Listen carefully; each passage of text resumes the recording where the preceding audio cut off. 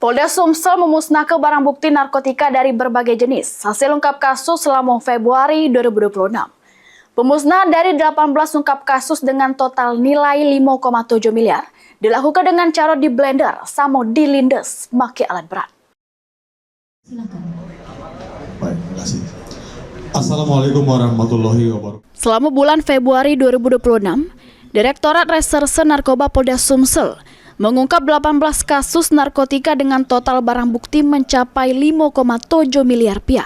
Pengungkapan tersebut tersebar di 7 wilayah, ialah Mubah, Palembang, Banyuasin, Muaro Enim, Prabu Mulih, serta Oku Timur. Dari pengungkapan tersebut, barang bukti yang disita dari 27 tersangka ialah sabu 4,1 kg, 291 butir Inex, serta 753,5 mili etomidin. Segala barang bukti tersebut dimusnahkan dengan cara di blender sama dilindes pakai alat berat.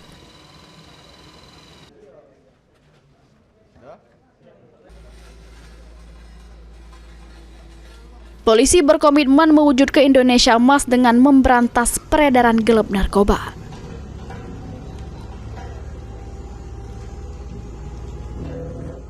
Dalam mewujudkan Indonesia Emas, ya, salah satu tugas kita adalah untuk memberantas peredaran gelap narkoba dan melaksanakan komitmen Bapak Kapolri untuk tidak pandang bulu untuk membasmi peredaran gelap narkoba.